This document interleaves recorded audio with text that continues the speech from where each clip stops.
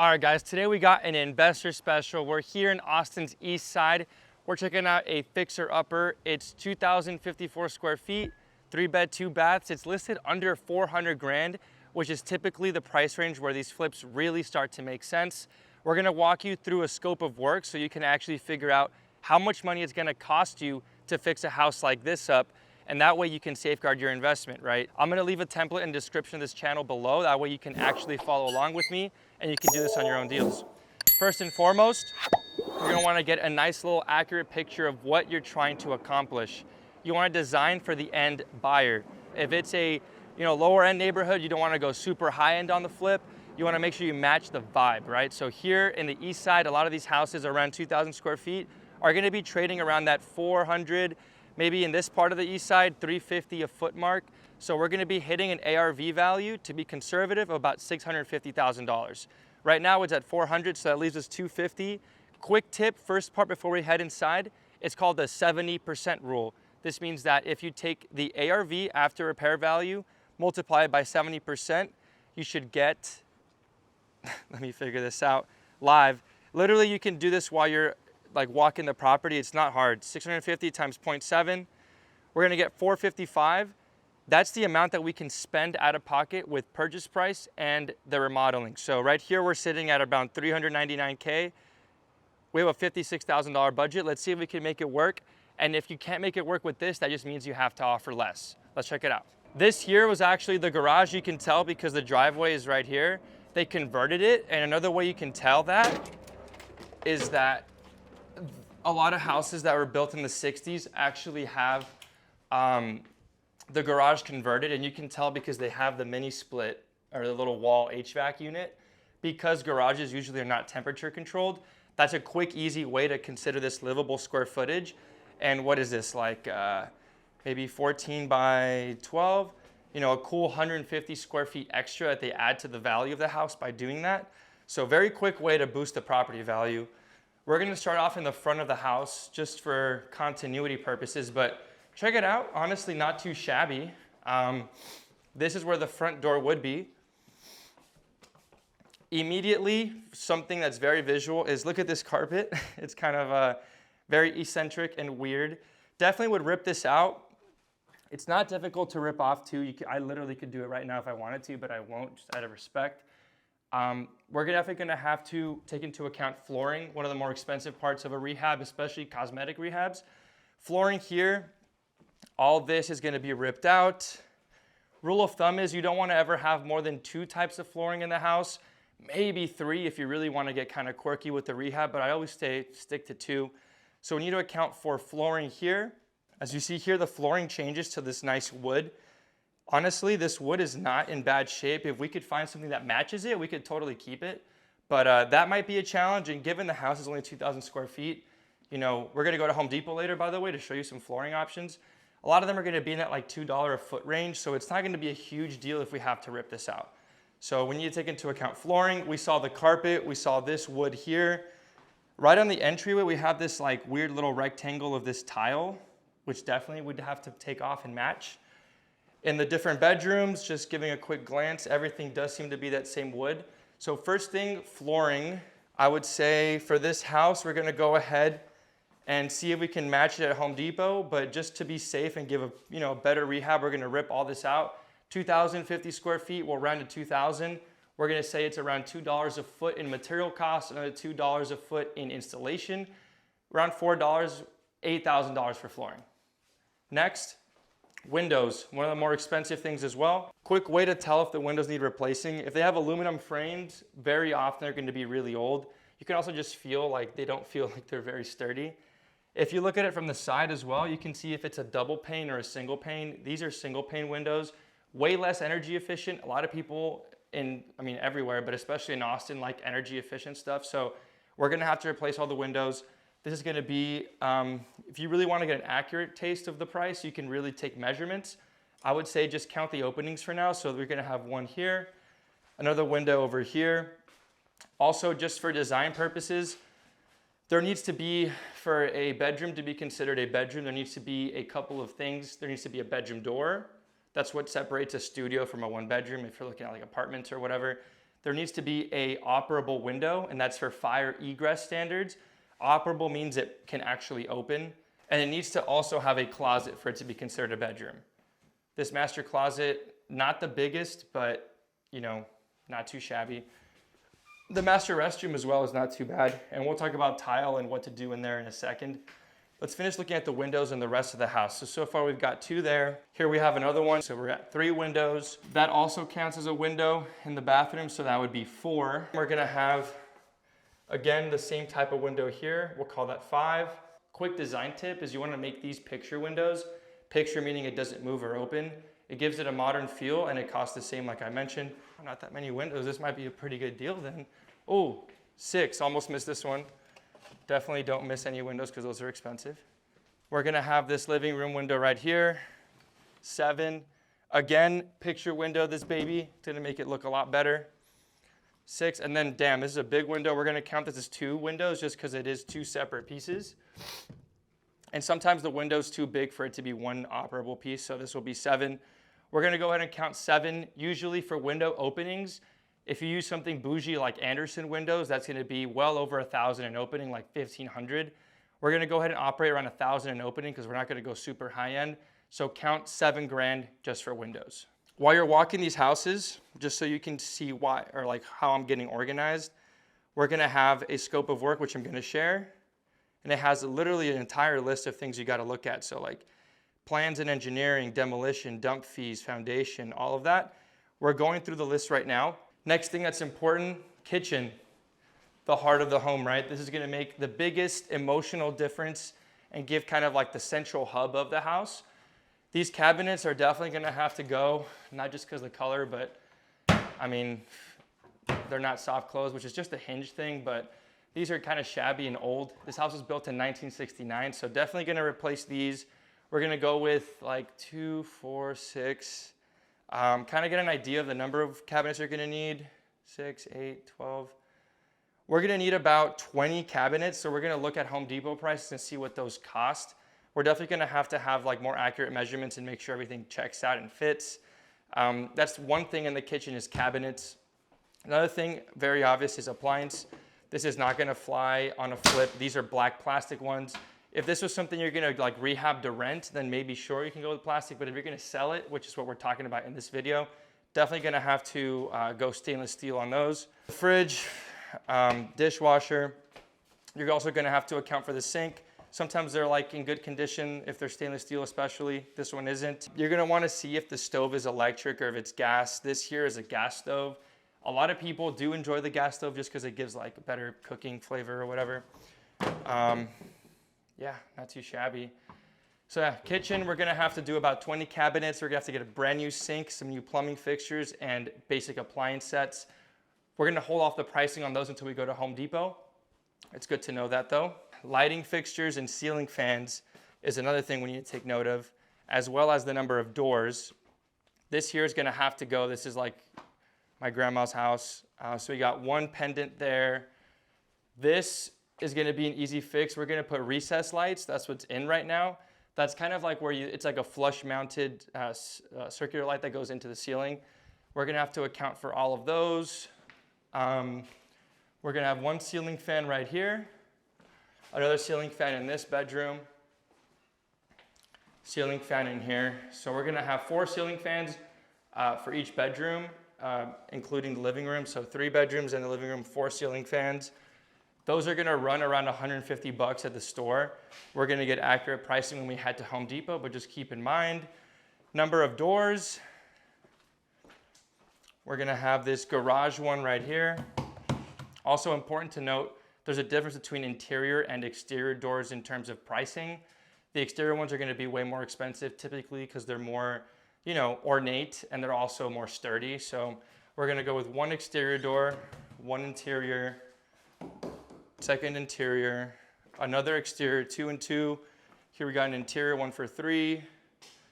Pantry is gonna be another one that's interior, so we're at 4. We got the front door, baby, so now we're at 3 exterior doors and 4 interior. Here we're gonna have another interior one, so we're sitting at 5, 6, and 7. 8, 9, 10, 11. This is the fourth. So we're gonna go with 4 exterior doors and 11 interior doors.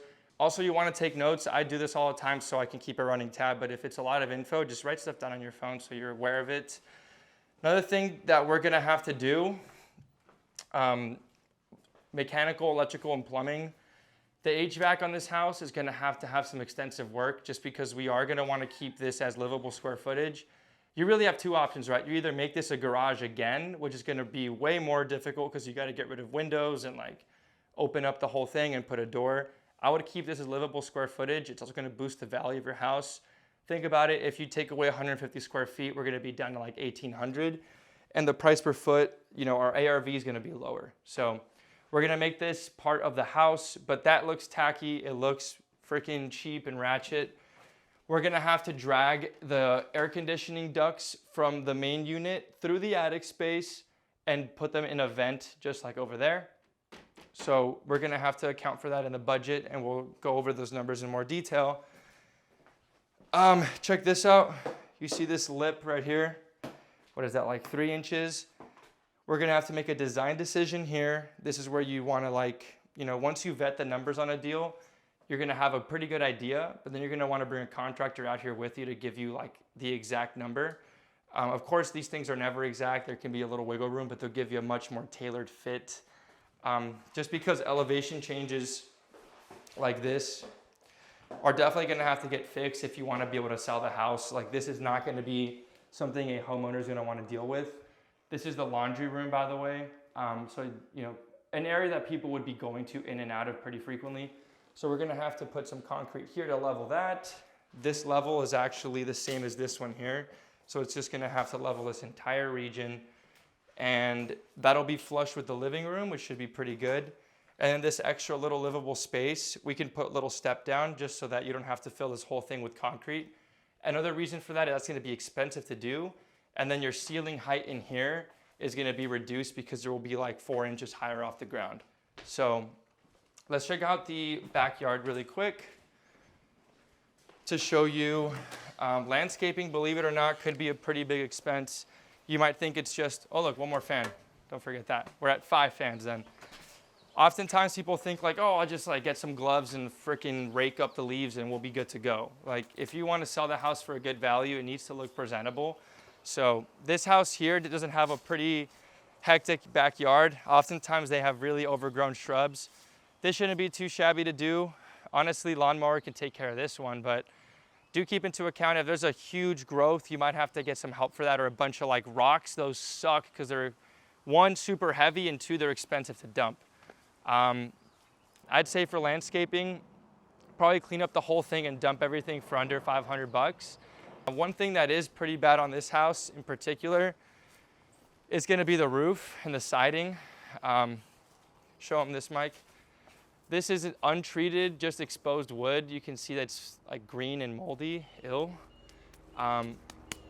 These gutters as well are gonna have to be replaced. Gutters are, they're quoted based on linear feet. On a 2,000 square foot house like this, it's probably gonna cost us like around 5 grand, which sounds like a lot because you think like, fuck, it's just plastic, but it is gonna be like $5,000. Also, these are undersized. Typically you need 4-inch gutters. These are 2.5 or 3. So definitely outdated, and we're gonna have to rectify that. Foundation doesn't seem to have a problem, but that can be one of the biggest hidden expenses when you're doing a flip. So I always like to budget in around $5,000 to $10,000 depending on the size of the house and also what it looks like. Given this is a 2,000 square foot house and there doesn't seem to be a lot of visible foundation damage, I'd say we're gonna budget $7,500 just for that. Also depends on your area. Here on the east side of Austin, we have expansive clay, which means that in the summer with the heat and the moisture, it changes a lot of like volume, which shifts the house, right? So things that you can kind of look at to see if there's foundation damage would be if there's cracking along the edges of the doors, mostly on the interior doors, but sometimes on the outside as well. Typically when there's foundation problems, you'll see cracks going diagonally like that, or even on this like this, but there doesn't seem to be any in this house. And also more serious problems, you'll see like separations in the wall Like, see, this is a small one right here, but that doesn't seem like a crack. It seems like water damage. Last thing that could be a consideration before you head to Home Depot, it's gonna be drywall, siding, and the baseboards, soclo for my Latino listeners. I think keeping these wood panels can be pretty tasteful. Sometimes they're old and too run down and you wanna rip them off. These here are kind of nice. So we're gonna keep these, but we're gonna have to account for some popcorn ceiling just to make the drywall nice and some of the walls.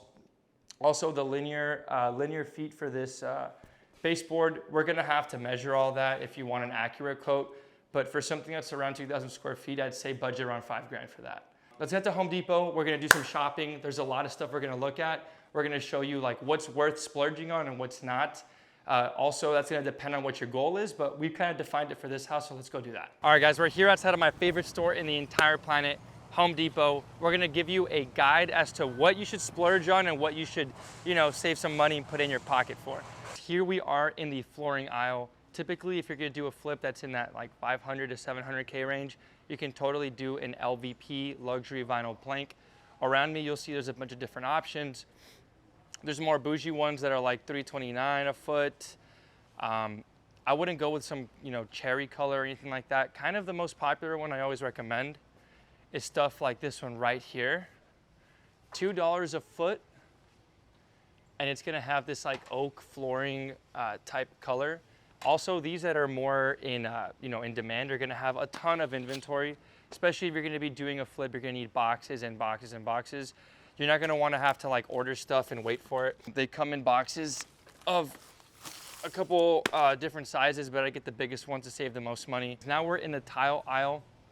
This little penny tile right here is a great shower floor that's very in. It's not expensive and people really, really like it. In terms of pricing, it's gonna come in different sheets. Like this is a $3.28 little square, about a square foot. So it's gonna be more on the expensive end. I would only do that for the actual floor. If you're talking about backsplashes for the bathroom or even just for like the kitchen, you can go ahead and use stuff like this. $7 or $8 a foot, that's gonna be on the expensive end. In terms of the shower walls, that's a lot more area, right? Because it might be like a 5-foot shower pan on the floor or tile if you wanna go that route. 5 feet by 8 feet high. Just one wall is gonna be 40 square feet, probably 80 square foot in the whole shower. So I would go ahead and do something like this. That blue gloss tile is very popular. There's also this green one right next to it. Those are very much in style at the moment, and you can get those around that like $3 a foot type of mark. So in terms of tile, for the bathroom, you can account for 80 square feet, call it $5 with installation included. That's gonna be like 400 bucks. Including the floor, I'd say maybe 1,200 to 1,500. Of course, you can go bougier. I wouldn't go much lower than that just because you want to get top dollar. For the master shower, you want to use the highest end materials. For secondary bathrooms, you can totally get away with something like this. $269 a foot. Probably with installation costs, you're on that $450 a foot. Way cheaper, and honestly, it still looks very modern and sleek. All right, guys, we're in the appliance section now. We're gonna want to go mid-tier, right? Not super low plastic stuff, but not, high-end like Cafe, Sub-Zero, or Wolf. Those things are way too expensive. Here you can see all the different microwaves are in that $400 to $500 range. We're gonna go ahead and budget 500 bucks for that. In terms of fridges, you can always get some on discount. Typically the ones you'd wanna go with are like GE, maybe Samsung if you're trying to stretch the budget. I would go ahead and count $1,250, maybe 1,500 bucks for the fridge. In terms of the gas range, you can find something, this is like the cheapest it gets, around $650. I would definitely say if you want a little step up, you can totally go towards a $1,000 mark and it would look very, very nice. Definitely don't spend $3,000 on some like Cafe brand or KitchenAid because that's gonna be way too high. For dishwashers, you're in that $500 range. As you can see, $548, $608. I would not go ahead and go something like this, $328. What, you're saving $170 and it's gonna look way cheaper and way less premium, and people are really emotional when they purchase a house, so you don't wanna do that. In terms of washer dryer, this is kind of a hit or miss. Some people include that in the sale of a house, some people don't. I always like to put it on there just cause, around $1,000 a piece. It is an additional cost, but guess what? If the buyer doesn't want them, you can just take them back and use them on your next flip. So not the biggest deal in the world. They're really easy to install and get rid of. So quick tip there. Smell that? Just kidding. Forgot to mention this, but toilets, you can account for about $100, $125 a piece. You see here, they're $94. Very, very nice. People don't really look at the toilets that much. You don't want to put something crazy that, you know, has a water spray up your ass. Definitely don't do that. All right, guys, for doors, there's two kinds like we mentioned, interior and exterior. These here would be an example of an interior door. I wouldn't buy this one because it's chipped, but definitely get one that's not. This here's what we call a 5-panel door. This here is listed at $213. So you can see. You also want to make sure you take note of the dimensions, just so you don't get the wrong doors and then have to do a whole refund process. In terms of exterior doors, I would say the budget you want to shoot for is between that $500 and $600 mark. If you look at this one right here, that's going to be a $599 door.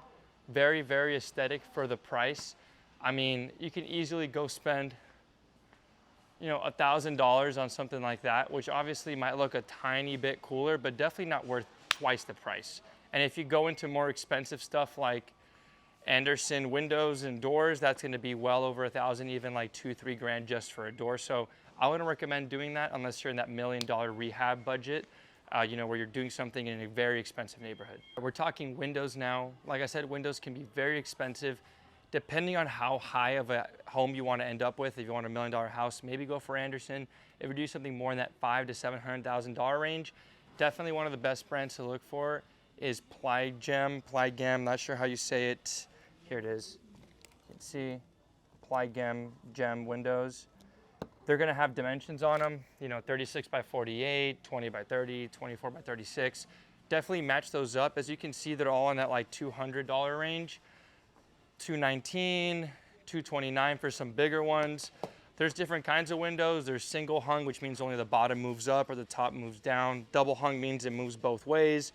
But, you know, the labor on windows is kind of intensive, so about double whatever you pay, whatever the list price is. So if it's $229, you can probably pay another $229 for installation, leaving you in that $500 range like we mentioned. If you go for something more expensive like Andersen, or you go for a wooden window, these here are acrylic or vinyl, which is way more affordable and more in fashion, to be honest with you. If you go wooden, you easily can go $1,500 per window. In talking baseboards, we're gonna wanna go with this flat baseboard. You don't wanna use the quarter round, which is that like little rounded thing they put on the bottom trim. Usually they do that because the flooring wasn't installed properly all the way to the wall, and that little quarter round kind of hides it. Here you're gonna wanna go with a flat design. In most markets, that's kind of the most trendy thing right now. You don't wanna do some like, you know, something fancy like this with patterns and molding. That looks cool and you might think it adds value, but a lot of people it just rubs them the wrong way. In terms of how tall you want it, there's 3-inch options, 4-inch option is kind of what a lot of people go with. However, I will say the best one is usually this 5-inch, and if it's a bigger room, maybe a 6-inch. That is gonna basically double the price from a 3-inch one. Here for the 6-inch one, we're looking at 16-foot long strips, and they're $32 per strip, so about $2 a foot. If we go to the 3-inch one, I mean, look how cheap and like, that just doesn't look right. That's gonna be $13.50 for each strip, so a little bit under a foot. This is one of those cases where it's gonna be worth getting that taller baseboard. It's gonna give it much more of a premium feel and make it seem like a higher end remodel. One thing we forgot to mention when we were at the house is paint. Paint can be very expensive and definitely something you want to do whenever you flip a house. There's two kinds. You're gonna go with exterior, something like this, as well as interior paint. In total, it's gonna be around $7 a foot to like $10 a foot, depending on what paint you use, how much your painter costs. This here, one thing to note is gonna be the like finish. This is an eggshell. Here we have dead flat. We have a semi-gloss. We have satin. There's all different kinds, different brands. Shop around. You can do samples as well for free and they'll mix it for you. Definitely do that so you can sample it and see if it dries the same color as it looks online. Sometimes there's some disparities. Definitely something you don't want to mess up, so take your time with the paint. For a 2,000 square foot house, which is a very typical size, and the house we just saw was 2,000, we're gonna budget that $750 a foot, so around $15K for the entire house. Ceiling fan time. One thing to really take account is the size. This is a 54-inch fan.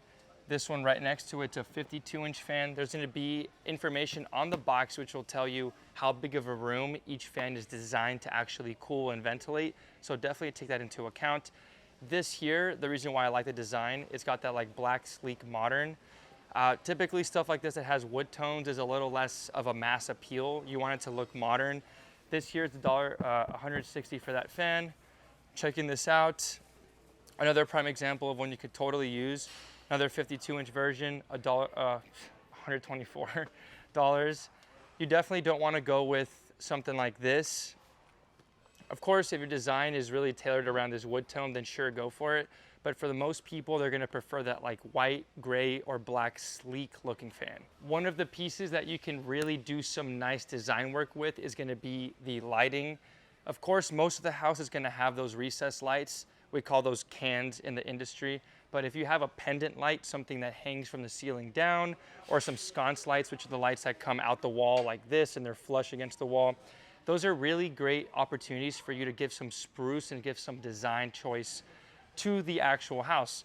Here you'll see this is a $100 pendant light. There's $179 for a 3 set. I actually use this exact 3 set combo for a house that I just did. Over the kitchen island, we went 1, 2, and 3. Makes it seem way more designer and premium, and homeowners really appreciate that touch. Something you can spend, you know, $200, $300, $400 on is gonna make a big difference, and definitely worth the money. In terms of recessed lighting, we call those cans, like I mentioned. They're gonna come in 5 and 6-inch varieties.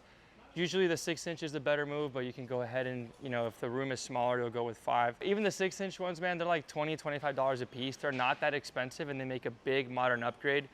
If the ceiling of the house has like popcorn texture, that's easy to take off, just like wet it and knife it off.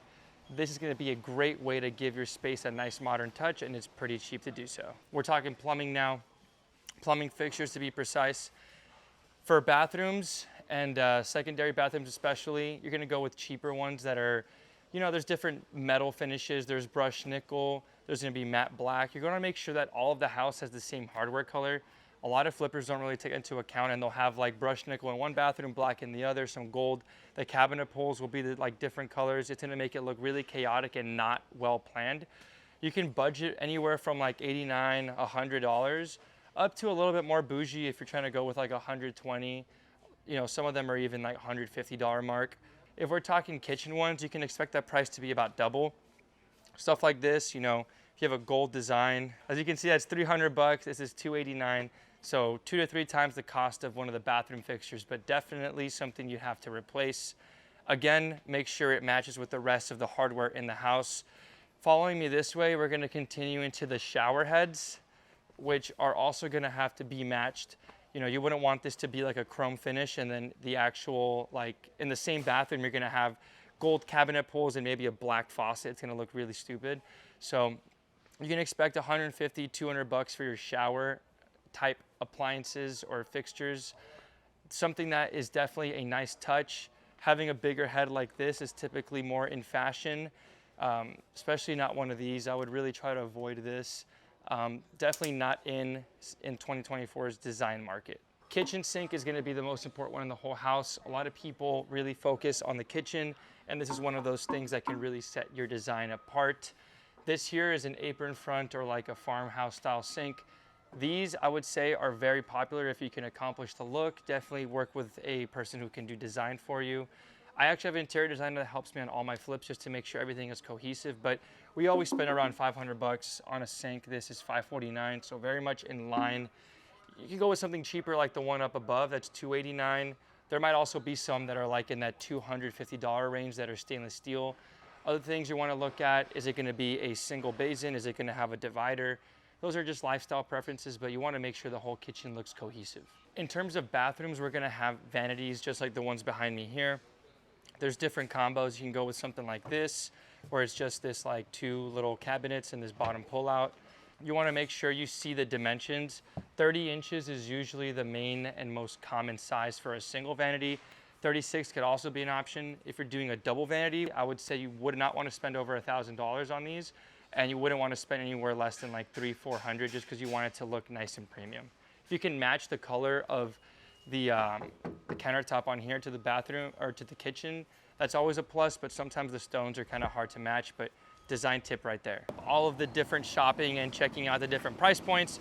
Basically, this house is gonna sell for around $650 if it's fixed up to a high level. Remember that 70% rule, very, very important. 455 is 70% of our ARV. After all the expenses are calculated, we're gonna sit around 100K to fix this house up. So we're sitting around a 355 is our max offerable amount, which is around 40K lower than the list price. Again, you wanna make sure you get the right deal. I always say you make money when you buy the house, not when you sell it. No good deals gonna start off when you overpay for the house. If you found value in this video, please smash the like button, hit the notification bell so you're aware each and every time I drop a new video. Share this to a friend. If you have any questions, leave me a comment below or book a consultation with me in the description of my channel.